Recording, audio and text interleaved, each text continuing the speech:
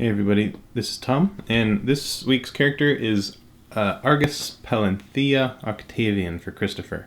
She is a half-human, half-giant hybrid. Sort of plays like I guess like a paladin, or she's just sort of like a knight kind of character. She was an interesting sort of choice to draw. I've mentioned in a bunch of previous videos how often something comes up and then a bunch of other things with a lot of similar attributes show up in a row right after. This is actually the third character in a row whose name starts with A.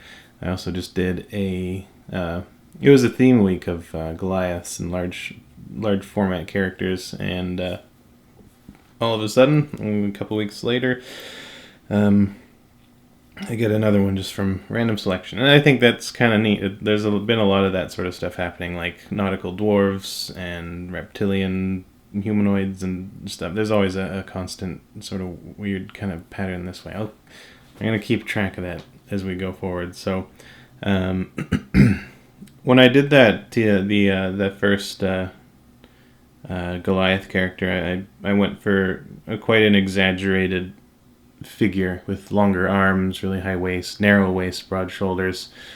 And based on the description of this character, both physically and functionally, for what she does, I mean, she is half human, but the point of her whole like play style and everything is just sort of she's a wall. She uses her mass and her strength to her advantage, and she's sort of like an immovable force. And I thought it'd be sort of a neat sort of body type where it's an exaggerated broad giant, but with like a wider hips and sturdier legs than like a standard human. So it was fun to play around with the proportions and everything. I basically thought of her as much more proportioned like a human, but just enlarged. I mean, she is 6'10", which is really big. I've met someone who is 6'10" before, and it was kind of shocking how much of a presence they had. It is a very impressive size, but I wanted her to just feel just kind of like an enlarged human and not sort of like a too exaggerated or too stylized, especially if I was going for like the more rectangular torso or like straight torso rather than like an hourglass or like a upside down V, or I guess a V-shaped torso. So it just kind of made sense that everything would line up a bit more like that. The one thing I did change from sort of a standard humanoid thing, she was looking a bit too normal human and not any sort of like giant blood.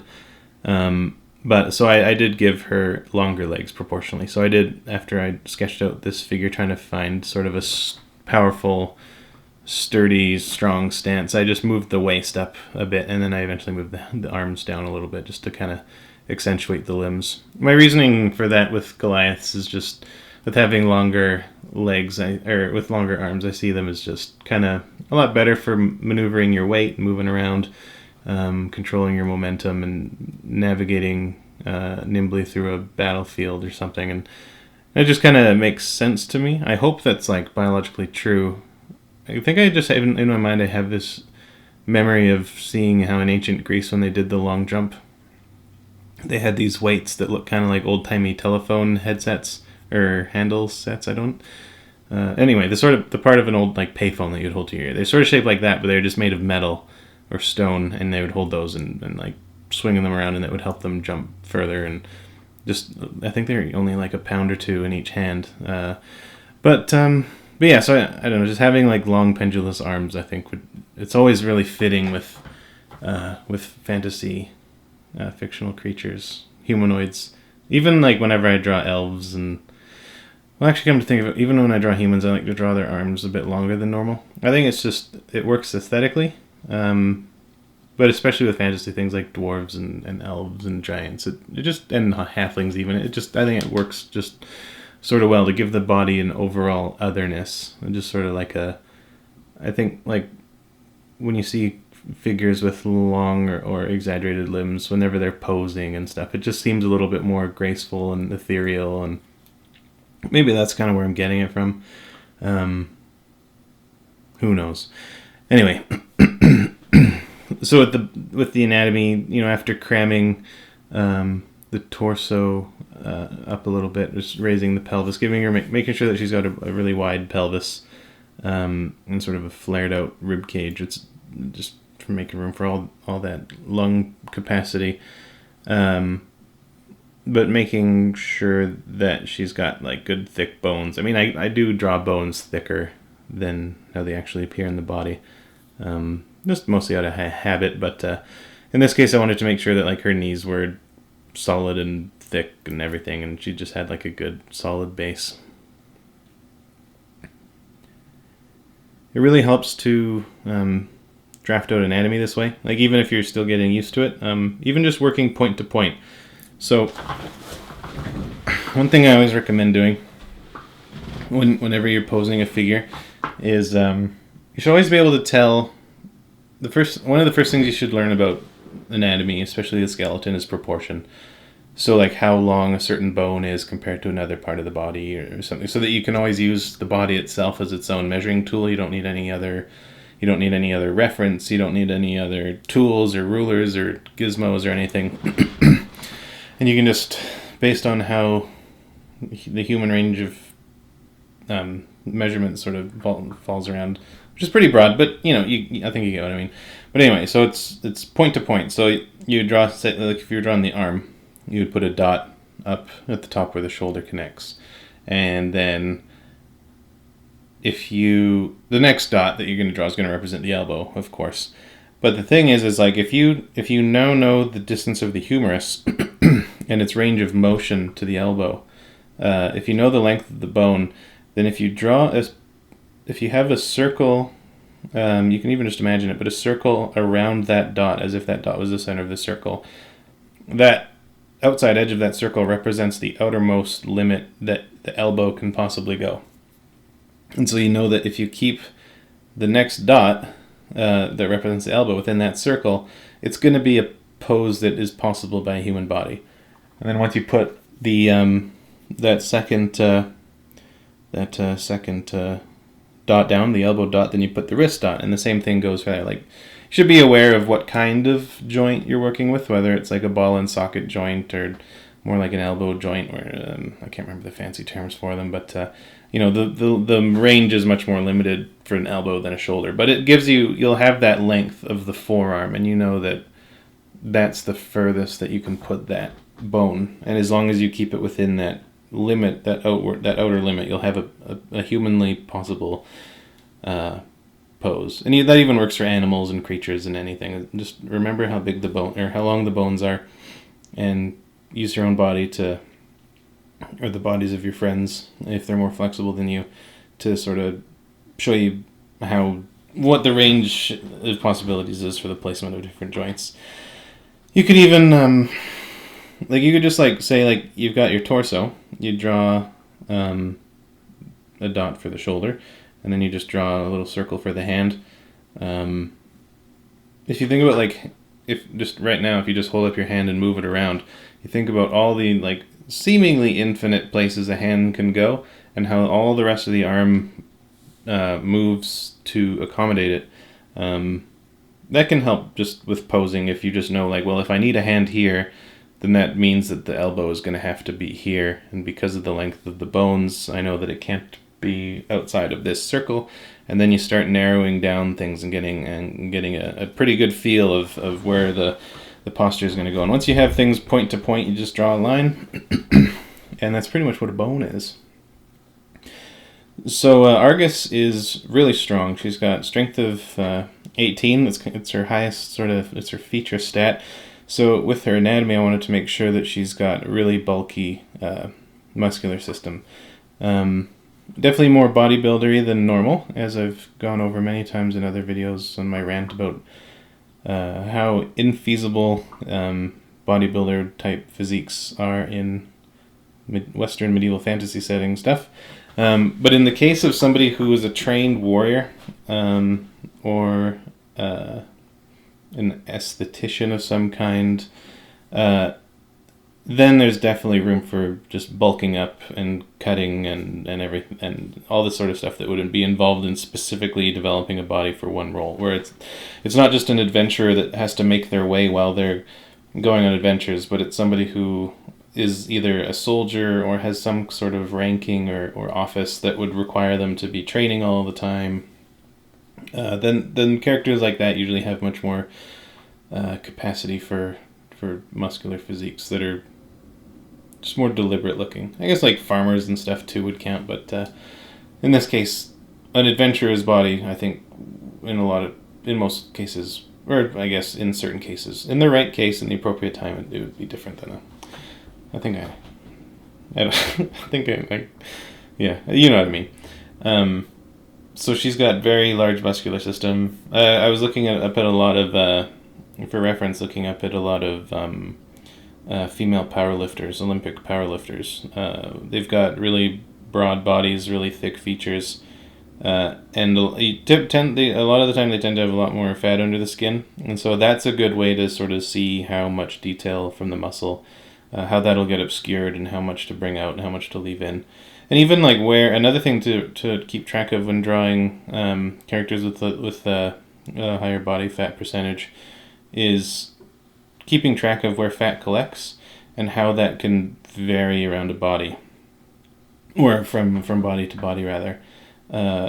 So like, you know, some people carry their weight more around their belly, around their butt, around their hips, or whatever.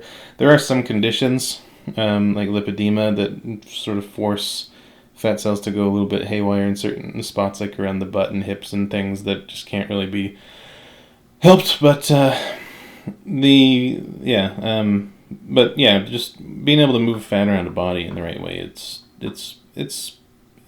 not as important, but it's a good thing to keep track of, as much as like muscular systems changing and being varied and built different ways and emphasizing different parts, like muscular systems like Arnold Schwarzenegger, like his chest is weirdly tall, like his pectoral muscles are like just, they have a lot of vertical mass compared to, you know, like any other sort of muscular person or bodybuilder. There's distinct aspects to bodies, like faces and bodies, and even like hands and figures. Everybody's got their own sort of thing, and I think that's I don't think it's sought after enough in art. This is just an opinion sort of rant on art.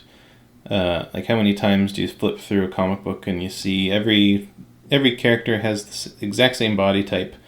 And that drove me nuts when I was a kid trying to learn how to draw. And I knew as much to draw from reference. So you get like the Bodybuilder magazine, or you go online and look up pictures. And you're trying to remember, it's like, okay, well, this muscle is shaped like this, and it goes here and attaches like that. And the only thing that was ever consistent was sort of where muscles attached.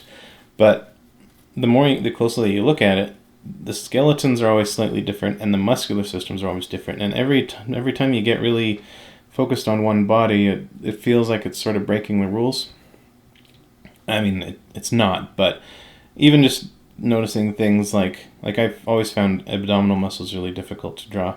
And then as I was going through and doing reference drawing, there's so many different kinds. There's ones that like are split like really far apart down the middle.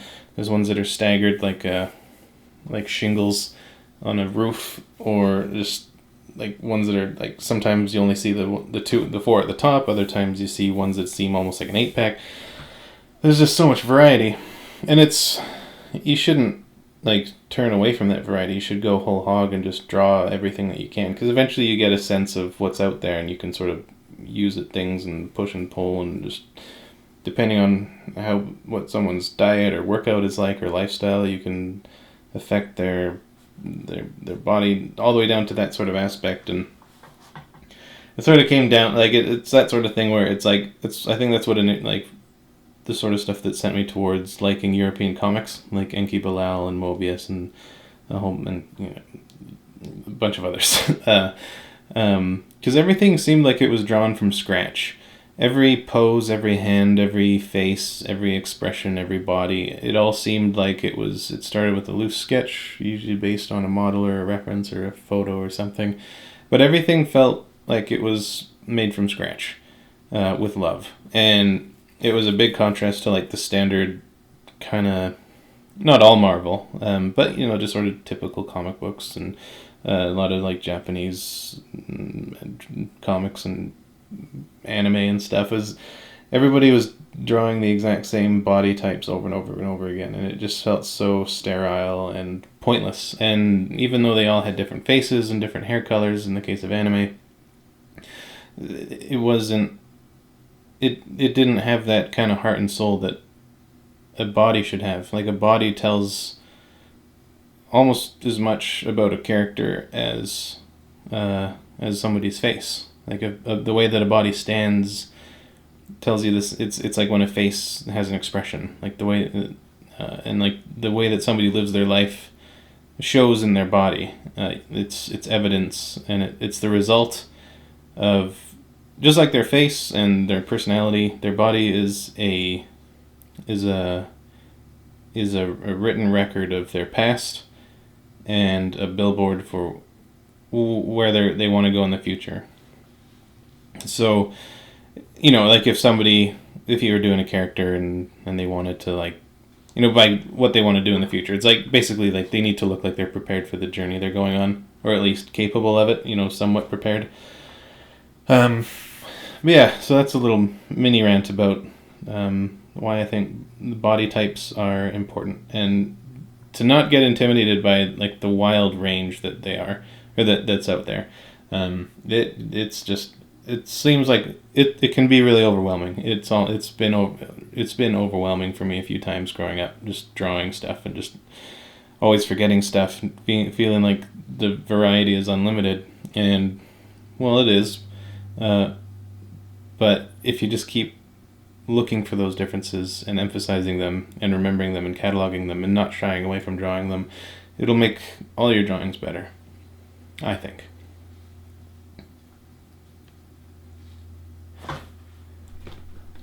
Just starting and filling out her outfit. I was a little bit, actually, just a heads up, there is a part coming up where I did forget to hit record for about half an hour or 45 minutes or so. So there's a part where I'm filling out her armor extremely basically and generically, and then all of a sudden it's all different and there's like a blue color. That was really embarrassing because I thought that it was recording for a long time. But that's not too bad. So she's got a suit of plate armor. I'm going to go into her backstory and her character very soon, but I've always really liked fighters and knights and characters with armor, but I've found that armor is just not as fun to draw as it used to be. I definitely do not mind drawing it, and it's something that I want to draw more of so that I get better at it. So if you're ever going to participate in the lottery, don't hesitate to include your character if they have armor, because that's totally good. But there's a lot to it, which I've always been like aware of because of like lectures and talks that I've heard about depicting it and building it. But there's a lot to remember, and if you get too close to the reference, there's a lot that can drive the experts crazy. And I know that it's not too big a deal. It's imaginary worlds. It really, you could make a case that it doesn't matter, but I've got this thing where I would want an expert to look at something and be like, wow, this person did their research. Whenever I get together with my friends and we talk about like a model or like a character or any sort of aspect from like a movie or a game, there's a wide range of like knowledge bases between my friends and I, and somebody's always going to be able to point out like that moon could never be that close to that planet without ripping the atmosphere off or colliding, or that crane could never hold that kind of weight, just stuff like that, where somebody points out how like an animal that chases after that sort of prey can't have claws shaped like that because they'd break off or wear down or get in the way, things like that, where there's just and there's nobody that's going to know everything like that, and everybody's going to point out some stuff that drives them crazy about anything. But I always, even if you, the one thing that makes up for it is if the person that can see that see your mistake, if they can see that you tried and that you care, if that comes through your design, then that, I think that makes up for it. Whenever there's something that drives me nuts, but then I can kind of see what they were going for, I can see what they were referencing, I can see kind of like the heart in there. It's like, okay, good, this person is thinking, they're trying, they're not just putting sunglasses on it because that's cool and then signing off on it and getting it published. There's more to it. And so with armor, there's so much history, there's so much range. People think of, people, they don't have a band, they don't, but people seem to very easily forget how long of a period armor was a thing, and that if you're using reference really closely, it's very easy to take things that are centuries apart and put them together, and that would stand out to somebody who like a reenactment person or a blacksmith or some sort of armor smith or something, or a historian. They would just make them cringe. It would be like seeing somebody with like a SWAT helmet and a Napoleonic jacket and pant ensemble. That would be super blatant to anybody who is watching my videos, but to like an alien or a human from like 700 years from now, they might not care. It's that kind of thing that I want to avoid. But also, I mean, it's one of those things that wouldn't hurt, but to think about. But it shouldn't hold you back. You should just keep drawing. You'll learn as you go. So don't worry about getting things perfectly or right, or like, don't worry about asking somebody for the one book that you should read before you should move forward. Don't worry about taking notes. Just start learning and trying and researching as you go, and that's fine. You'll build up your own library as you go, I promise.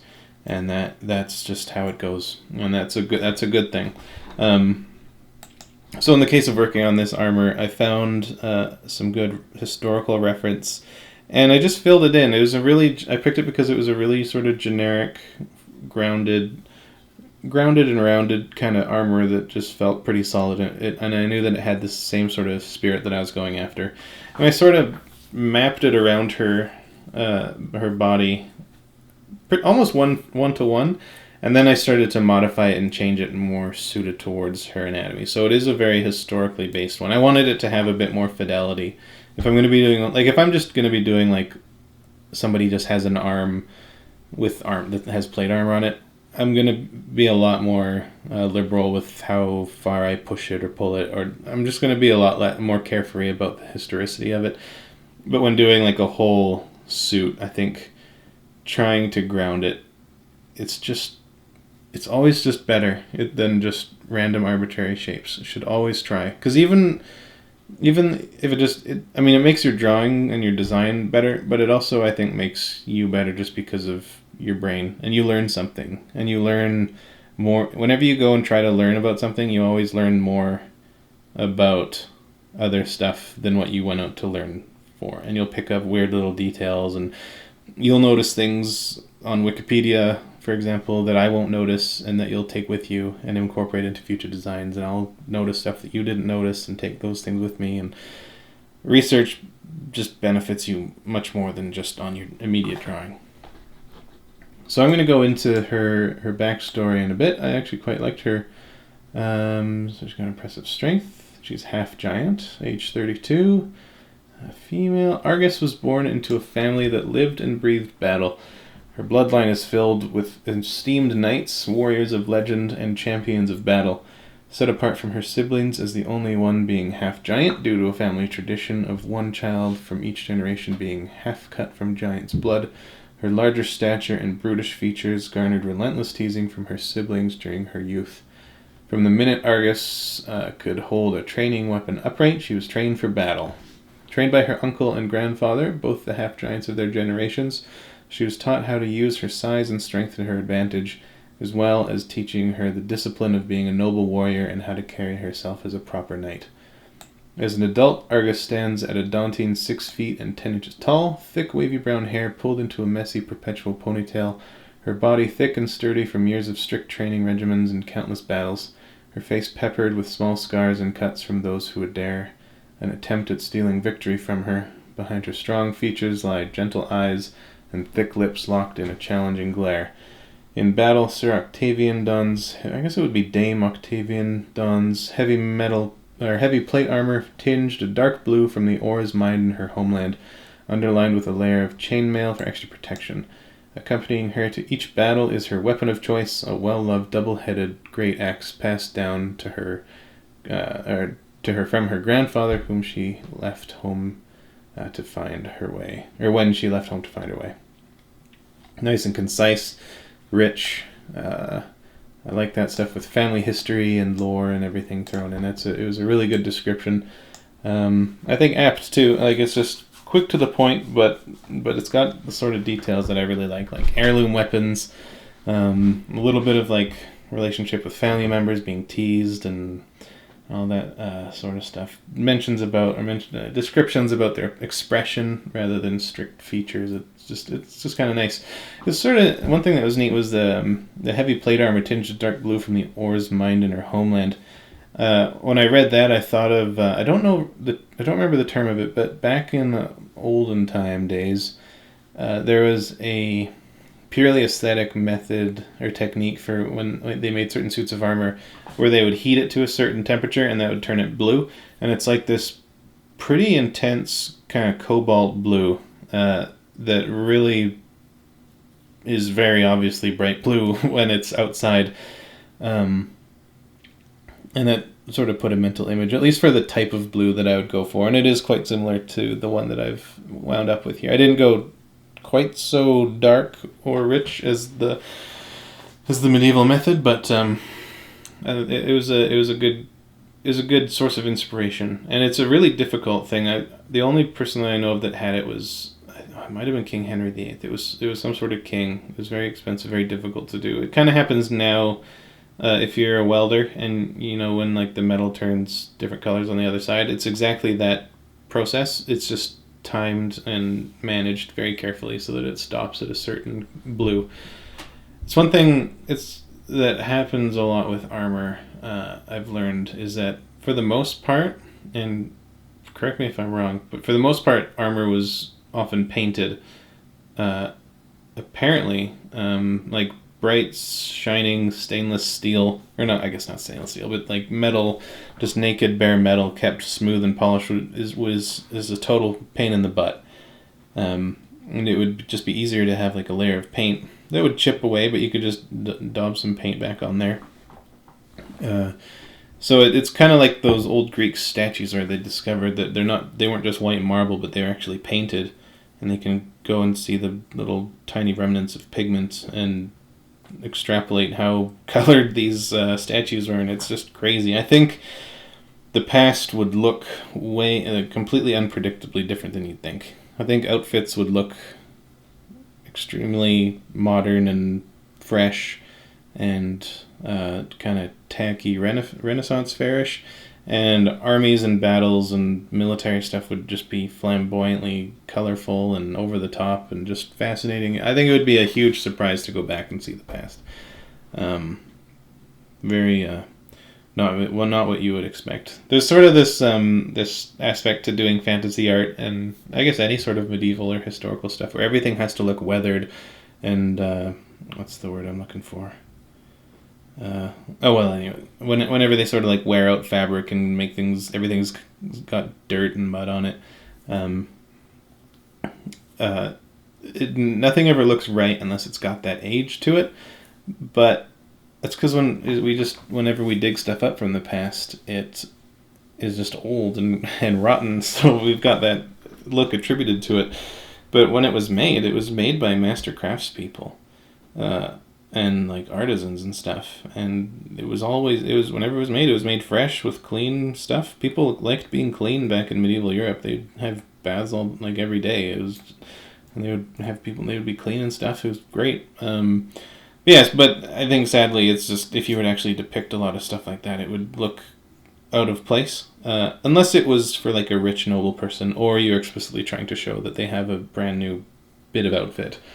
And even after, I think the agedness of something and the wear and tear is important more as just as a sign of this person being experienced or outgoing or active in the field as an explorer or an adventurer, a fighter or anything.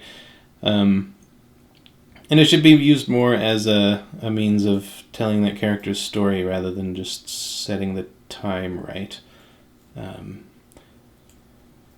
Just making sure, especially if you're going to be weathering stuff and aging things, that you put rust where rust would be, and scratches where scratches would be, and dirt where dirt would be.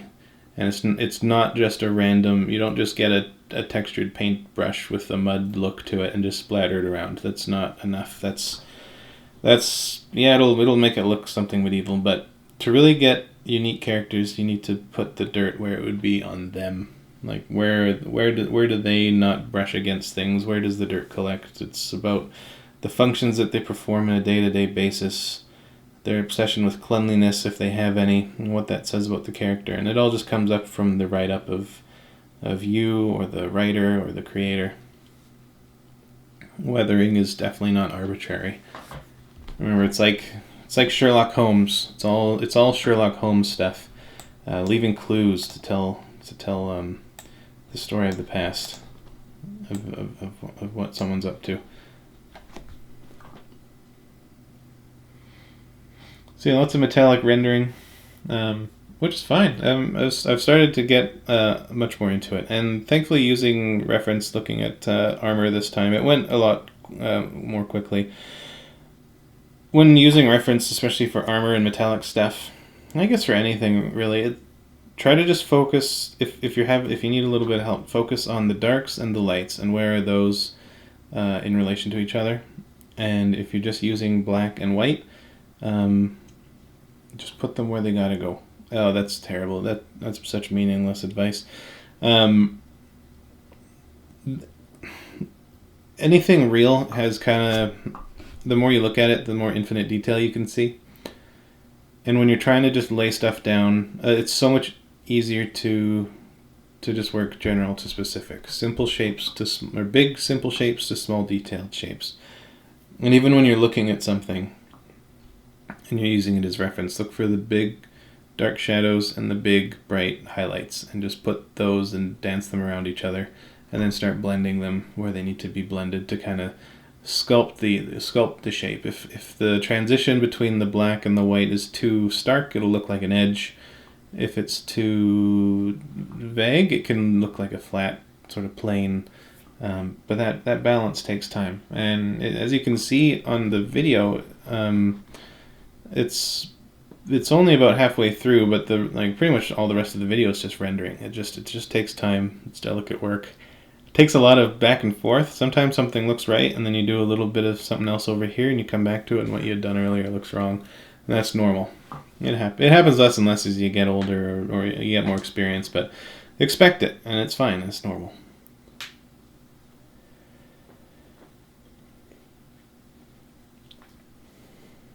So with her armor, it becomes more apparent once more detail comes in, but she's got a lot of history, she's got a lot of power, and there's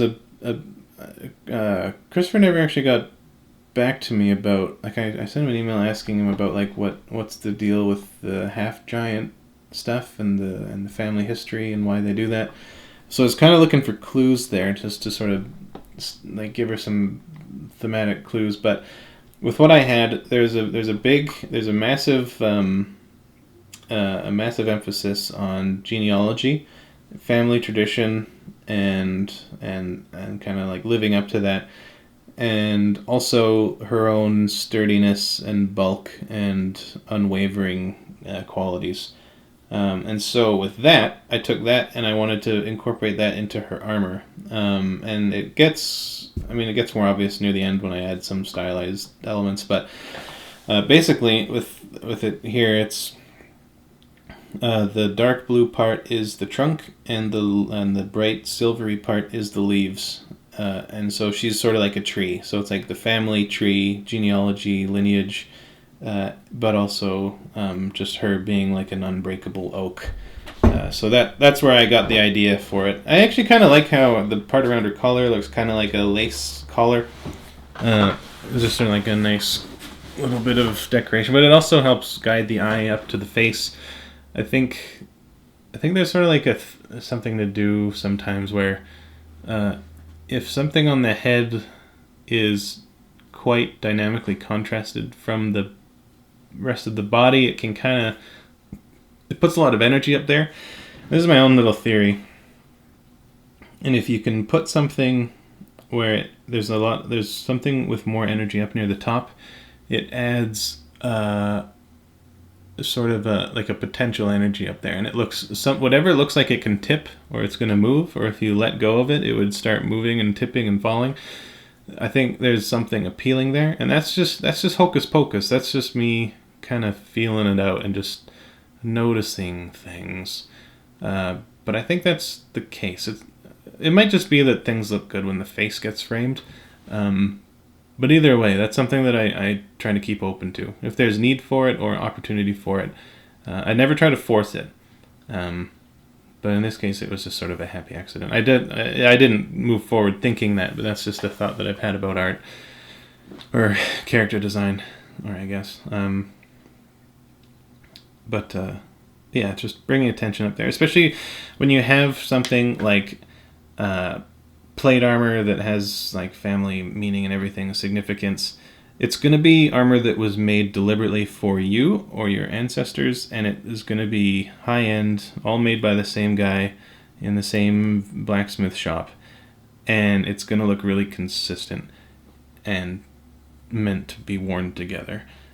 But that can get really boring. It's like a lot of the reference you see, the armor is all the same material, it's all the same color, oftentimes. And I thought this would be a great chance to sort of break up that monotony and sort of use it as like I wanted it to look like a more expensive suit of armor. Custom made and meaningful, and so it would be expensive. Silver layering and all that sort of fun stuff. Not too flamboyant, not too spiky. I see her more as a defensive fighter or protective rather than someone who would do much for assault. Actually, come to think of it, animals with spikes are always defensive, but they just look so aggressive. I think they kind of get more interpreted as teeth, because we see things with sharp teeth. We have more fears about things with sharp teeth biting us than we do about touching something spiky. So I think that's probably this is me doing hocus pocus stuff again. But spiky stuff is an attack mode look. It's the fight is on, I'm coming for you. Which I guess spiky animals do that, like pufferfish and porcupines and stuff. But either way, I wanted her to seem noble, and I don't think spikes allow for much nobility. They kind of contradict that. Spikes are an orc thing in general. They're monster stuff. Generally speaking, of course, there's always exceptions. So I wanted her to just be very. She's a big part of her personality is being carrying herself properly as a knight, and she is representing more than herself. So an outfit that's neat, orderly, well kept. I think that was just what she would wear. That's what she would need to wear. So lots of rendering, lots of smoothing stuff out, big shapes and little shapes, lots of darkness, like starting with the darkest little parts and then going from there. Even just starting with like the smaller little tinier slits of darkness where you just know they're going to be it. That's when it's always awesome when you're doing a painterly style, which is really hard to get used to if you're not used to it. But when you're doing a painterly style and it becomes line art just because of how reality works. So my go-to example is like the line between your fingers. If you hold your fingers together, it's a shadow, it's a black line, but it's a line. And that stuff happens all over the place, especially on armor, where they're like crimping little edges and seams and things. There's always room for little dark lines going across stuff. And those are really good anchor points. They help you get a good preliminary sense of the form. If you can see a line sort of flowing around a body or a form, it can help inform the rest of your rendering. Because if you can get that line right, you get a good sense of this object as a 3D thing. And then the rendering complements it, and having that dark line as a grounding for it really helps with moving things along.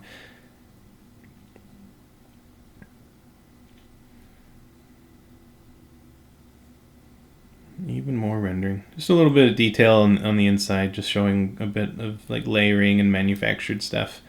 So she's got chainmail, and these would just be leather straps holding the metal going around the back. I wanted to have a lot of weight around her hips and her legs going down, just to kind of help ground her a bit more, like make her seem a bit more consistently heavy all around, rather than being really heavy up top, and just like a V-shaped torso or something. I wanted her to seem grounded and unmovable, and I think that would come with strong legs, just burly, thick thighs, and a I don't know what the back part of that armor. Usually they're called like lames, the part that sort of hang down almost like a skirt around the legs and butt. I wanted that to be a bit accentuated and go down further than normal. So her face, I think, don't tell Christopher, but I think she ended up looking like a mix between Anna Kendrick and Oscar Isaacs. I kind of wish I pushed her a little bit more monstrous, I guess you'd say, more Goliath-y. Although usually in player handbooks, Goliaths often look more or less human, which is fine. But I like to exaggerate sort of that, like gigantic features, not like acromegaly-styled features, but accentuated different structures, like going in, like I've mentioned a million times before, but like going into like more hominid kind of features, just another way to add sort of that otherness, but also in a, sort of a brutalistic direction. The giants are always just stereotyped as being kind of brutish and quite provincial. But I mean, you can play up to stereotypes if you need to. But in this case, I felt I kind of wanted to just go pretty normal. Or just sort of more on the human side. Something a bit that just wasn't so distracting. So here I'm adding some subsurface scattering. That's when light goes into the skin, bounces around, hits a bunch of blood, and shoots back out of your skin with some red tinted to it. That's the 100% scientific description of what it's doing.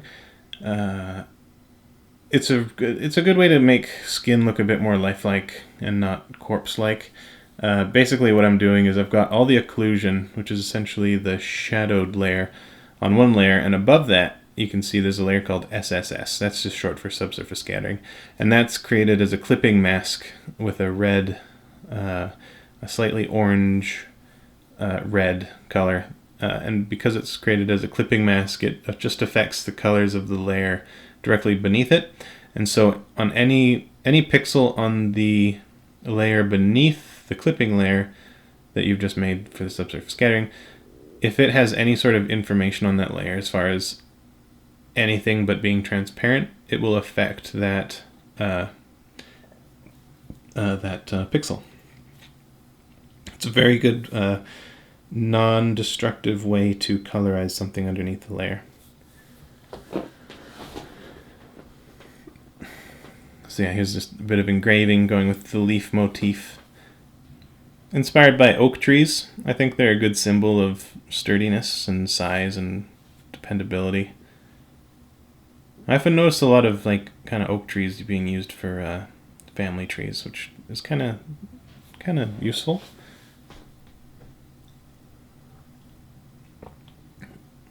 A lot of the time when doing engraving stuff like this, I want to mostly do as much to just sort of imply what this sort of thing is, and a lot of it gets left up to interpretation. It's sort of this problem with fantasy that I've noticed when just every time I'm reminded of it every time I do research. But I'm the biggest Tolkien fan within probably a 7 kilometer radius at any given time. And the one thing Tolkien always emphasized is just like the superiority of the craftsmanship of the elves. There's just like they just made the most amazing stuff all the time, and it's a really good call. It's great. He's like the granddaddy of fantasy, but I think he's right. But the problem is when you go and look back at history and things that people have actually made, even like 3, 4, 5,000 years ago, the amount of sophistication that they had and that they were making things was just, it's so unfathomably, amazingly built that in order to make something that would put that to shame, that the elves would make, you'd have to make them like sci-fi level stuff, basically. Like ancient humans were making things that would put like Peter Jackson's elves to shame. One of the things that always makes me think of that, I wish I remembered what it was called, but it's a gold wreath, like kind of like an Olympian olive branch crown, like a Caesar crown, sort of laurels, but it's made of gold foil or gold that's been like, oh my gosh, it's just so unbelievably delicate and well done that it's just unfathomable. So okay, anyway, so back to the engraving stuff. It's like if this was actually being made by master craftsmen, then it's gonna look like, even if you look back or look at stuff that's getting engraved now in like malls or stuff from like 60 years ago, people engraving like silverware, it's so sophisticated and delicate and detailed and over the top, and it would just take forever to live up to that human standard, which is extremely high. And so with stuff like this, it's almost more iconic, where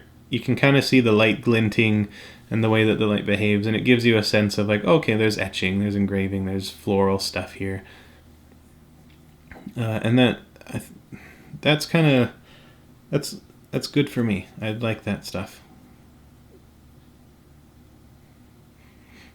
But yeah, I think human achievement is often underrated, especially ancient humans, and classical humans, and medieval humans. There's so much just advanced, amazing stuff, and out of places that you'd never expect. Like go and look up like Viking gold work, and I couldn't even come close to making that sort of stuff.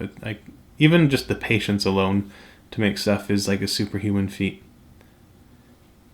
And that's one of the best things about being a concept artist, is when you learn about this stuff and research things, learn about the way humans have done things from all over the world and all different sort of time frames, it really changes the way that you view humanity and yourself and the current era or whatever's going on. And it makes things, it humbles you, but it makes you a little proud, makes you a little like impressed and happy about what's able to be done. I don't know, it's whatever. So chainmail stuff, trying a different little texture here. I got chewed out on the last video about not doing stuff that looked chainmail-y enough, so I wanted to do something with a bit more texture here. Working at this, I was talking to a coworker, and we were talking about chainmail because he likes making it.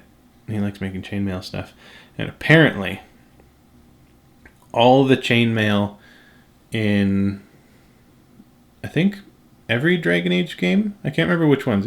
It's either Inquisition or the first one, maybe the second one. But all the chainmail is actually sideways, and it's wrong.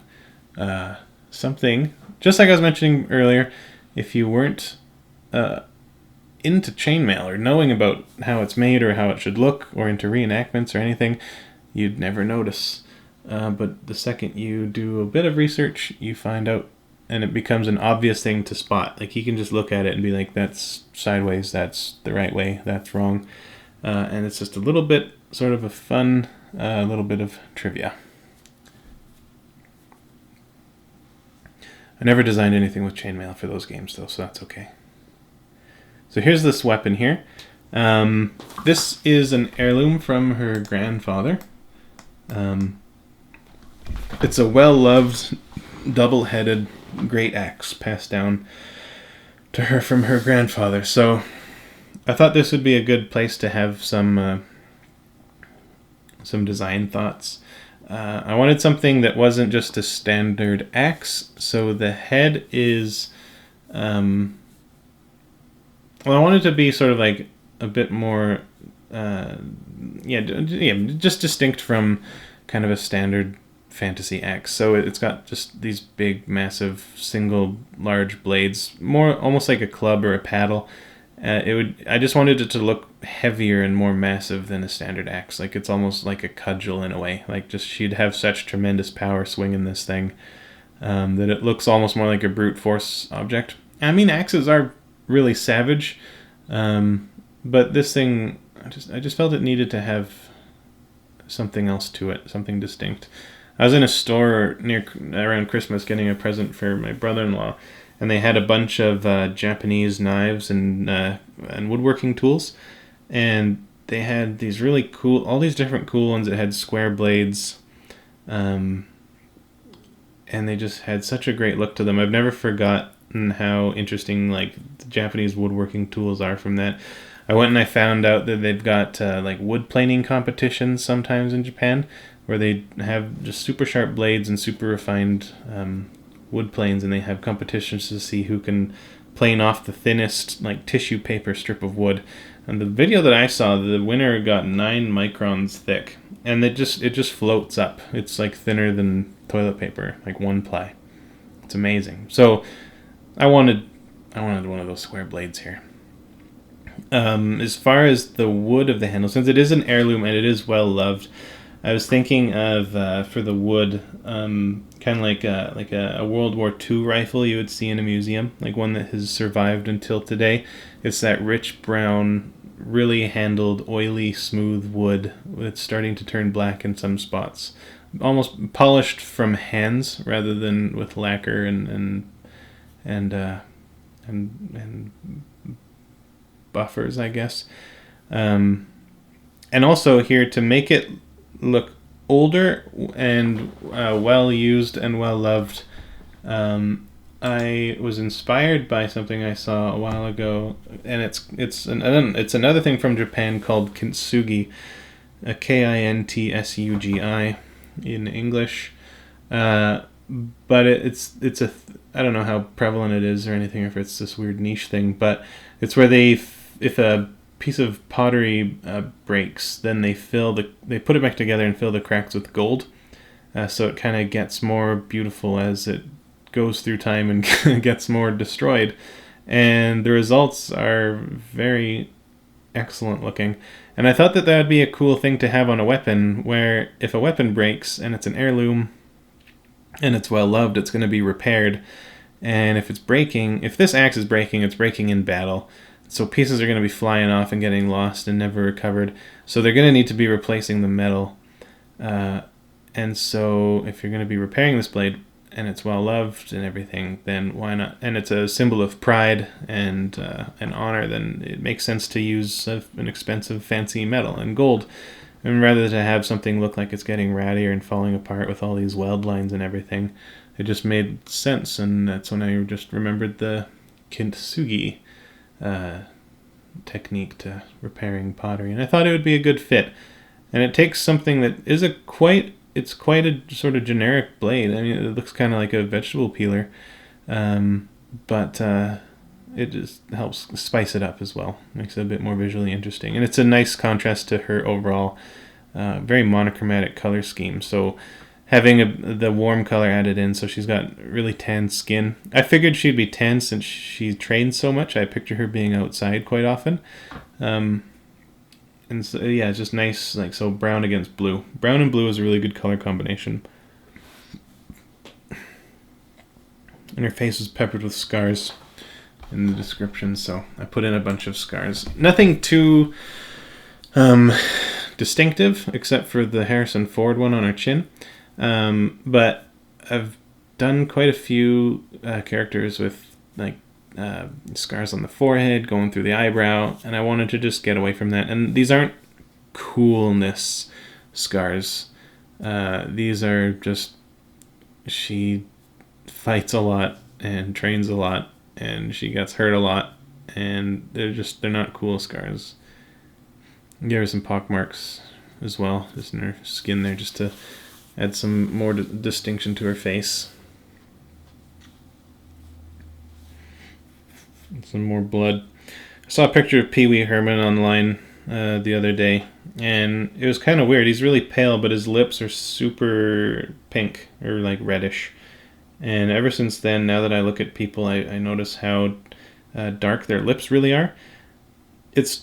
That's one thing that's really tough to do, I find, is just getting lips the right color, especially on men. We're not used to depicting men with pink lips, but everybody's lips their lips are really pink. And it's really hard to get it to look right without looking like lipstick, because once you start to stylize it, because illustrations are always such a simplification that everything on the face becomes an iconic representation of that thing. So if you call attention to something or include any sort of feature, it's a representative of that feature compared to how a person interprets it. So if you make lips as dark as they are, or distinct from skin color as they are, without rendering everything else to a similar level of depiction, they can stand out quite a bit. I hope that makes a bit of sense. So some more rendering and writing and stuff. And I figure, well, we've got time, there's a few more minutes, I would get into a few more of these questions that people have been sending in. I forgot to remind people to ask for more, but I've still got some left over from last week. So I'll ask the ones that I might have time to answer right now.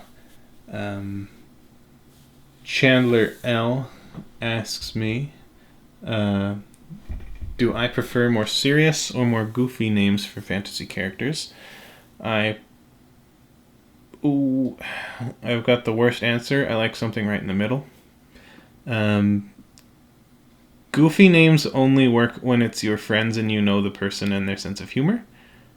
And really serious names are kind of a bummer. Like characters with like really serious backstories can really bum you out. I really like things that just have that riding the line, like not as serious. I like games that aren't as serious as Lord of the Rings, but I don't know. Fun is important. Mischief making is important, but not slapstick. And that's my personal opinion on that. Actually, now that we're back to it, I thought it'd be good to add stylized depictions of bark into the armor, just to help with the tree kind of element. And I don't know if it sells to anybody that it's bark, but I think it was just a nice way to have a bit of some more cultural iconography. And so she's got the bark going up, and then in the center of her chest here is a little, I guess you just call it a hole in the tree. A tree hole? Owl hole? Where owls hang out and squirrels fight over. But it's got a nest in there with some eggs, kind of another symbol of family. All just tucked in right near her heart. It's important to her. She's a protector, I think. She upholds things and stands up for things. And I thought that'd be a good little symbol. Okay, so that question, I hope that is answered. Henry Clark is saying, I'm sure you've said all characters are interesting and cool enough for you to draw, which is true, and why are mine different? It's because I know them too well. I wouldn't be able to put my foot down. There's too much nuance, but I will draw one eventually. Okay, so it's all done. This is this is Dame Argus Palanthea Octavian for Christopher. She was a blast to draw. Really like doing the new different sort of body types, half human hybrids. As another similarity. The last character for this one was another half human. So this is for the free weekly character art lottery held on Twitter at R&D Fantasy. Every Monday, I release a hashtag to tweet. You just tweet it before Tuesday, and random hashtag picker chooses the winner, and I draw your fantasy character for free. Everybody's welcome to participate. What else to say? We'll look forward to the next time. Thanks, everybody. Hope it helped.